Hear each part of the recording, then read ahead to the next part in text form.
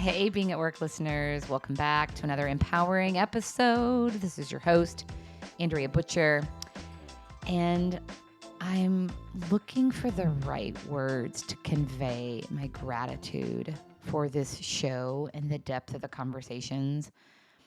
I know that this conversation today is going to resonate because you are a leader and you work really hard, and no doubt you want to be seen and valued. And I suspect you spend a lot of time focusing on the wants and needs of others. But are you taking the time to check in with yourself? Do you know what you want and need? Today's guest had a pivotal season in 2011 that led her to recognize how important it is to align everything in her life with her values. And as a result, she asks herself today, what works for me and my life? I love that question. Julie Bockenstette is the Executive Vice President, Head of HR for Acumen Pharmaceuticals. But what you really need to know about Julie is how she's learned that she is so much more than her work. Listen in as we talk about the grind in trying to prove yourself, the real impact of losing yourself in your work, and the value in taking time to identify where you get energy. Check it out. Well, I started my career at Eli Lilly and Company as a sales representative in 2000.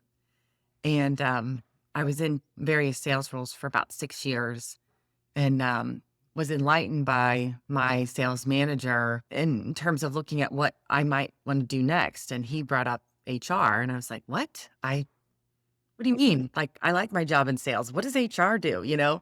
But he saw something in me, and he was the first male ally that I had in my life before we even talked about male allies. And so he saw something in me and said, I think you would be really good at HR. And so that took me in the path of moving to Indianapolis and pursuing my HR career and taking on some different roles. But as part of my HR career, I wanted to lead a team of people. And in the way in which HR was structured at that time with Lilly, there were some opportunities to lead larger teams, but maybe not as many when it came to how HR business partners were structured.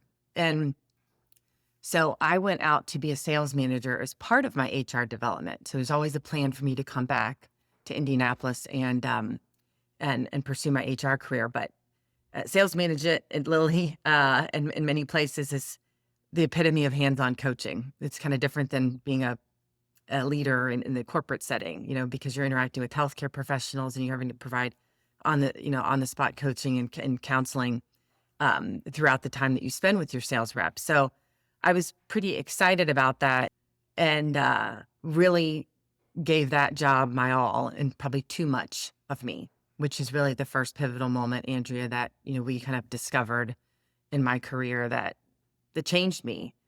And what happened was this, I had a team of 14 wonderful sales representatives, and I do not have children, and I kind of felt like they were part of my family.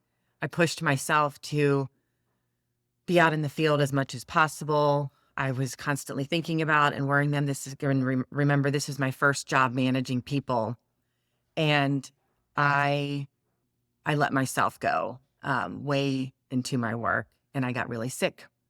And I was having different medical issues, seeing different doctors, and kind of start getting scared. At one point, I told my sister, these are the doctors I'm seeing. They don't really know exactly what's going on with me, and it was kind of a weird thing to say to her. And that's when my sister, Jody, sat me down and she's like, we're really worried about you, Julie. Like, you need to remember that you are so much more than being a great employee at Lilly. You are so much more than your job and you have so much more to offer. And we don't want you to miss out on that part of your life.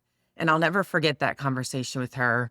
And it still resonates with me and something I actually talk to other people about that are going through some of the burnout or the imbalance of work and life that I experienced, 10 years into my career. So much there to unpack. I could feel it when you said, I let myself go. You were pouring so much into your team, into this new role. Did you recognize the signs leading up to getting sick?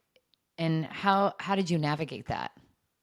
I did because I wasn't turning it off. So I would go out in the field and spend time with my sales reps and customers, and then I'd come home and do work all night. I mean, there was some administrative work that was tied to being a sales manager, call notes, those kind of things. But I didn't give myself a lot of grace to say, hey, maybe I should cut out a little early or meet a little later. Some days I did that, but probably not enough. Maybe I don't need to spend this many days in the field because it doesn't allow me to think and catch up on the other aspects of being a sales manager. And I was kind of work obsessed. You know, I hadn't been in sales for a few years. I was trying to prove myself as a sales manager in a new disease state, different than the one I started in.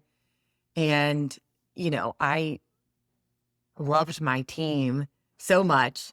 And, I just poured into it to a point that, you know, obviously caused some significant issues for me personally. Yeah, you neglected yourself. You compromised yourself.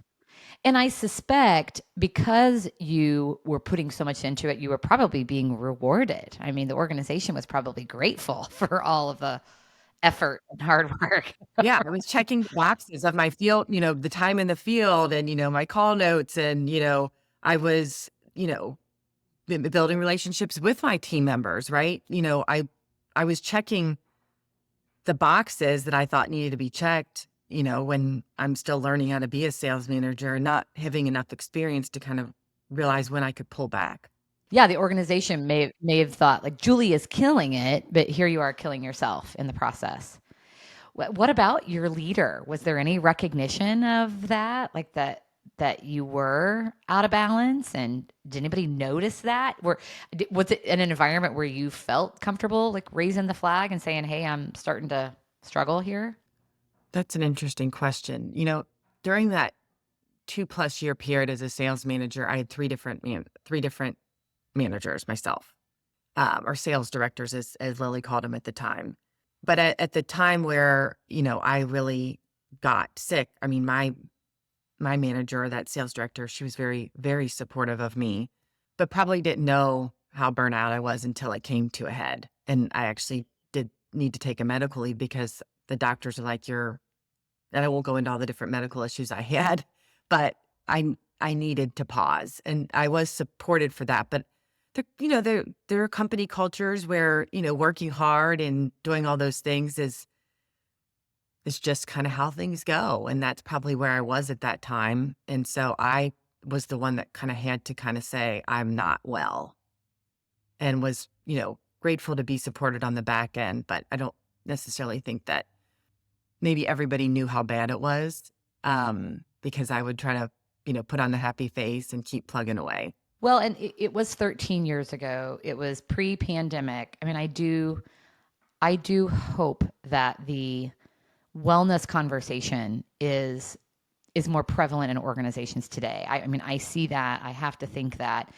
And yet, I do know that we continue to compromise ourselves. We continue to neglect our wellness. So what's the message as you talk about this story with other leaders? What's the core message, and what can we learn from this story? I think that I have learned that my, work is important. Obviously we need to work to pay the bills. And there's probably an aspect of some of us, and maybe in particular females, that take their work home with them. They take it, they can take things maybe a bit more personally and carry that additional weight. So it's kind of hard to separate the two sometimes, I think, for us. But you have to set those boundaries because nobody else will set them for you.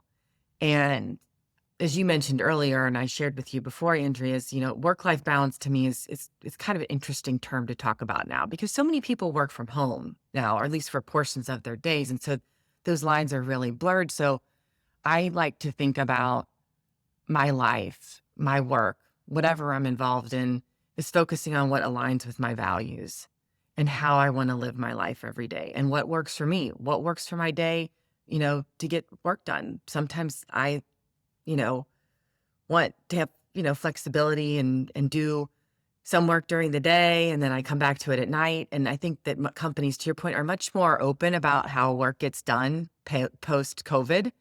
And I think that's great. So, the message is, I would say, especially for people earlier on in their career, is really try to think about what is important to you with your life before you think about what's important with work, because work will always be there. It's like that old saying my dad always would say, if you need something done, go find a busy person, a capable person. You're just going to keep getting the work if you don't say no. And sometimes it's just okay to say no and not have to explain it. Well, I love it so much. I love the question, what works for me and my life? I mean, think about if we enter the workforce with that mindset. Because in 2011, I mean, like you said, you were trying to prove yourself in this new role. You were not thinking about yourself. You were thinking about being successful in the role and doing whatever it took. And how others perceived me. Exactly. Were you meeting their expectations, not your own? That question really forces us to pause and think about, what do I need? What do I want? I think that's a big part of the challenge is we don't often know. We're trying to find it in something external versus taking the time to pause and really think about for ourselves, what works for me in my life? What do I want? What do I need? What feels good to me? And why does our head go sometimes to my job and that being our identity? Yeah, any other identity besides self identity. That is huge. Taking the time to really think about what works for me in my life, because then you're in a position to set boundaries around that, aren't you? It's hard to set boundaries when you don't know what you want or need. Yes, and that kind of leads to kind of a second pivotal moment, which is, 2021, 10 years after the one we just discussed. You've got these 10-year patterns. I guess so we'll here we go. connect it. I know, 2031. Hopefully it's a good one. Uh-huh. Coming up for you. You'll be walking around a little more cautious in 2031. I'll be like, about to happen. now look at me now. I got this all figured out. So in 2021, I was kind of going through some transition within my work. I was working at Roche at the time, which was, the second company I worked for after working for Lilly for almost 18 years. And it was a really great experience overall. But I was kind of getting back into that burnout thing again, where I was working hours that were kind of crazy. I actually had a global job. So sometimes I'd start with Europe at 7 a.m. and with Australia at 7 p.m. And Roche was going through a lot of organizational change at that time in the business I supported, as well as within HR, which later became people and culture. And so change after change, some of that resulted in workforce reductions and just changes in the way that we did business and how we provided value as HR colleagues. And I found myself in a position of not knowing if I was going to fit in at Roche in terms of a position, the direction that they were going. And that was tough for me because, I really respected the experience and the support that I got while I was there. But I was burnt out again. And I think a lot of people were at that time. I mean, that was 1 year into COVID, and it took a toll on, I think, probably almost everybody in some shape or form. So I had an opportunity to stay at Roche in a role or to take a severance package because my role was being made redundant. And I would have said probably 5 years ago, I never would have taken the severance package. I would have taken the job for fear of not finding another job or fact that, Roche is a great, safe, stable company, But I felt a little bit differently after just more reflection and saying, you know what? I've made the move once from Lilly to Roche or Lilly Elanco to Roche. I can do it again. And I think I know in the back of my mind, I needed a break. I needed a timeout. And Roche was, really, really good to me and their employees in terms of how they supported them through those career transitions. And, so I was able to take basically 3 months of time to think about what I wanted to do and think about what else could be out there for Julie. And it was great. I had to push myself not to go right into job searching mode and actually just decompress. And I had the voice of my sisters again in my head. This time, my younger sister Jill was like, could you please just take August and not do anything? Like, stop talking to headhunters or any, just chill, which is, actually something that she's doing right now in her career where she's taking a pause. And I think, as you mentioned earlier, Andrea, like that the view of taking a break now is viewed differently than it was before. It's great. I don't think I even knew it at the time. I just knew I needed to do it. And a lot of people did. And I think they were probably better off for it because I took that time. I explored different opportunities. I ended up in a wonderful role that probably made me the least comfortable, the one I'm in now, being a head of HR at a small company versus, the roles I was used to at larger companies in HR. But I knew it would come with learning and growth. And I think taking that time off, and I've noticed it with others, is like, I'm better for it and the company's better for it because they get a more refreshed Julie than going, back to back to roles, which is sometimes what we tend to do. Like, oh, we'll take a little time. The company's like, oh, no, we really need you. Or, oh, you don't start for 3 more weeks, but we want to do some introduction calls and those time. I mean, that's how it goes. And you never get that time back. So I, wish I would have had more time than 3 months, but I am grateful for that time that I had for me. Well, and like you said, because you had had this 2011 experience, it really did set you up, didn't it? To recognize like here's another opportunity for me to really check in with what works for me in my life. It also, the other thing that I find so interesting, we were talking about this like 10-year pattern, we kind of laughed about that, but isn't it interesting that once again you found yourself in a kind of a burnout mode? As you think about that, I mean, that also has to be a lesson, doesn't it? Like staying connected to what you need and what you want, because it is easy to get wrapped up into you have a servant heart, you work hard, you care a lot. How do you regularly check in with what do I need and want for my life? I'm fortunate to have a wonderful family, 4 beautiful, amazing sisters that are, my best friends. And And so are you all J's? So we you've are. talked about Jody, Jill, obviously we have Julie. Who are the And then others? Gina, spelled with a Gina. J, she's named after my mom, Jean. I Oh, know. And aren't we cute? We're they're so dorkies. cute. I know, I love them so much. So my family, my close friends, and my significant other, Aaron, are really good checkpoints for me. I mean, sometimes that helps, to have people that you really trust to kind of lean in, talk to them about what's going on in your life. They are always checking in because they know that I, tend to have work stress and those things. So that I do that. In terms of, I guess, self-checking in, as you asked, maybe I'm committed to working out 2 weeks in a row or 2 nights in a row with a personal trainer that's changed my life. I look forward to my workouts. I appreciate her. I formed a friendship with her, and I don't miss them. I don't miss those trainings, probably because I'm paying for them in some ways, but having a level of accountability.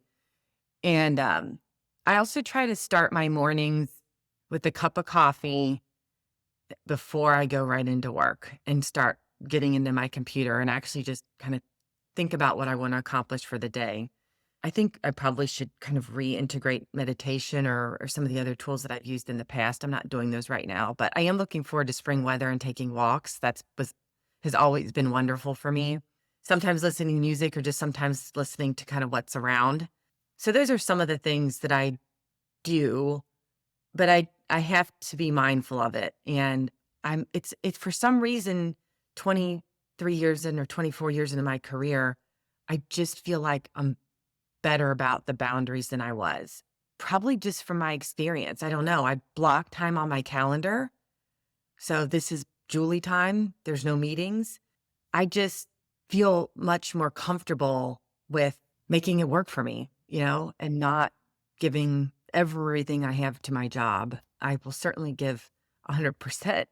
And I love what I do, but it can't define me anymore. And it doesn't. Well, and because of your 2011 experience, again, I mean, it was painful. It was hard on you. It took you out of the game that you love so much. So, yeah, no doubt you're a little more attuned to what's happening and probably recognizing the signs of sickness or burnout or just not being well.